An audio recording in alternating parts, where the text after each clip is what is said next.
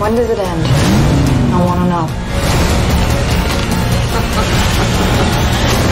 Olá pessoas queridas, eu me chamo Felipe Costa, você está no Hacklist, o seu canal de cultura pop. Aproveita que você já chegou por aqui, já vai deixando o seu like e se ainda não é inscrito, se inscreve aqui no canal. O Beco do Pesadelo e Morte no Nilo estrearam e a gente vai falar sobre eles agora.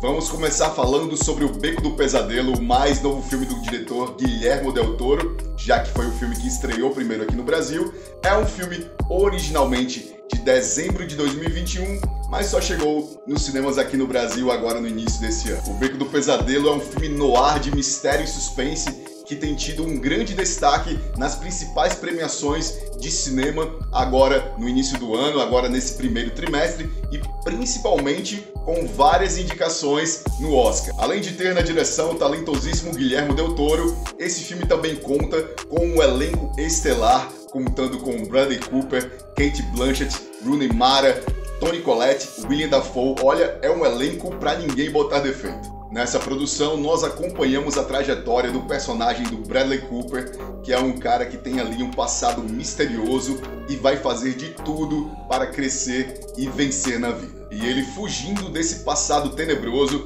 vai de encontro a um circo daquele estilo freak show, com diversas atrações das mais bizarras possíveis. Lembrando que o Beco do Pesadelo é um remake de um filme noir de 1947, da década de 40, a década de ouro do cinema noir, chamado O Beco das Ilusões Perdidas. Então, vale muito a pena depois você conferir o original, que está disponível aqui no YouTube, sim, de graça para você aqui no YouTube. Depois vale muito a pena você conferir e fazer essa comparação entre o material original que serviu de inspiração para o Beco do Pesadelo do Del Toro. E a tônica principal da primeira metade do Beco do Pesadelo será esse momento em que esse personagem do Cooper vai estar ali convivendo e aprendendo muito com a galera do circo Freak Show. E devo confessar para vocês que essa primeira metade é a parte que eu mais curti do Beco do Pesadelo, já que é nesse momento em que a gente está acompanhando a galera ali do Freak Show, onde o Guillermo del Toro vai trabalhar a sua especialidade, que é nos contar uma história através de monstros, através da fantasia. Então é a parte que eu mais gostei de O Beco do Pesadelo. E aqui, mais uma vez, como em outras produções da sua filmografia, o Del Toro está nos mostrando, nos contando uma história, dizendo que nós, seres humanos, somos os principais monstros da nossa realidade, e isso é um ponto de vista bem interessante desse diretor. E é também aqui nessa primeira metade que eu devo dizer para vocês que o filme contém o seu principal defeito ou a sua principal falha, subaproveitando a personagem da Toni Collette.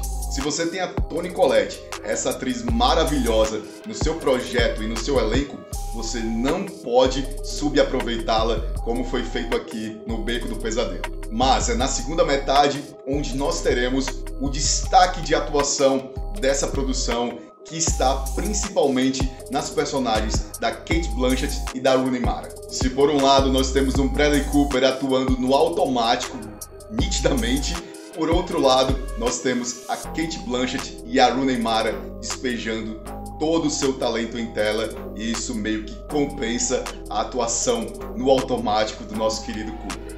O Beco do Pesadelo é aquele filme acadêmico, e quando eu falo acadêmico é aquele filme redondinho, tecnicamente perfeito, quase que irretocável, que tem uma mensagem legal, e isso rende grandes pontos na premiação do Oscar. Então meio que explica aí as grandes indicações dele para o Oscar de 2022. You don't fool people, Stan. They fool themselves.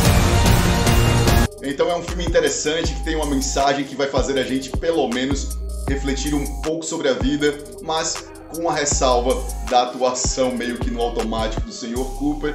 E o filme tem um pouquinho de barriga, já que ele tem 2 horas e 20, beirando ali 2 horas e meia, então ele se torna um pouco arrastado em alguns momentos. Essa barriguinha poderia ter sido limada, mas nada que atrapalhe talvez ali o saldo final, que pra mim é positivo, de O Beco do Pesadelo. Are you in contact with the Beyond? Well, we've had our share of snake charmers in the past. Vamos agora para a segunda metade desse vídeo falando sobre Morte no Nilo, do Kenneth Branagh. When you have money, no one is ever really your friend.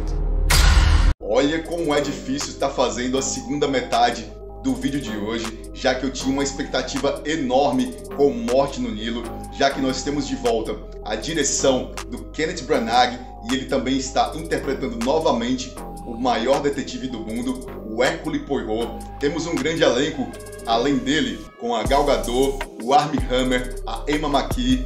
Temos uma história da Agatha Christie novamente, né? Essa mestre aí da literatura de suspense e de mistério, mas temos um filme bem distante da qualidade do filme anterior dessa franquia, digamos assim. Morte no Nilo, infelizmente, falha quase que miseravelmente, tentando replicar a fórmula e a qualidade de tudo que havia sido feito no Assassinato no Expresso do Oriente. Essa produção tem uma história super arrastada, onde o mistério, onde o crime propriamente dito, que é o que vai mover a narrativa desse roteiro, ele demora muito a acontecer. Um filme com 2 horas ali, pouco de duração, esse mistério, esse crime, ele só vai passar a acontecer com mais de 1 hora de projeção. Eu não entendi isso até agora. A gente tem um filme de crime e de mistério, onde isso vai levar mais da metade da projeção para acontecer. Não existe lógica para isso. Eu não sei se isso foi para tornar a história mais palatável para o público moderno, para o público atual, mas o Branagh meio que esvazia o conteúdo de mistério e a profundidade dos personagens dessa história, e isso para mim foi um sério problema, porque deixou o filme muito, mas muito raso.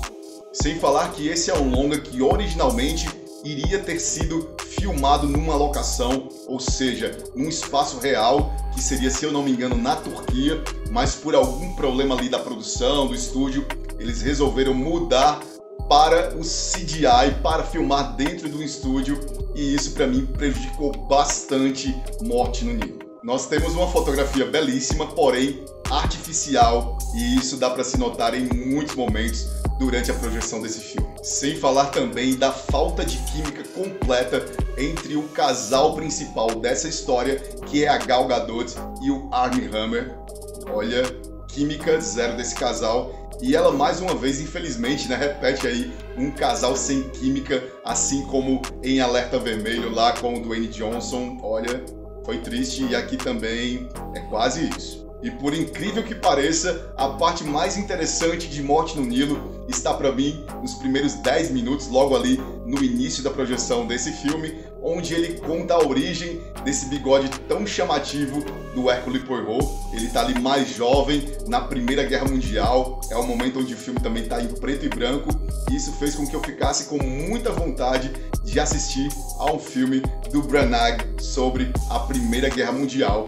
Mas a partir dali o filme meio que desanda, e isso é uma lástima, porque ele fica a quilômetros e quilômetros de distância de Assassinato no Expresso do Oriente. Bom, pelo menos como consolação, o Branagh tem ali em seu Belfast algumas indicações super interessantes no Oscar desse ano, mas aqui em Morte no Nilo ele pisou feio na bola.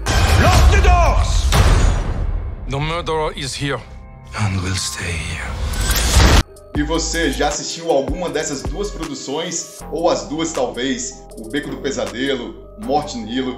Deixa aqui nos comentários a sua opinião. Se você concorda ou discorda, pode ficar à vontade. Se você curtiu esse vídeo, deixa aqui seu like. Se você ainda não é inscrito, não esquece, se inscreve aqui no canal. Isso ajuda bastante, dá uma força enorme para esse trampo que eu faço com muito carinho para vocês. Vocês também ajudam compartilhando esse vídeo com seus amigos e amigas que curtem esse tipo de conteúdo. Fiquem bem e a gente se vê numa próxima oportunidade. Valeu, galera!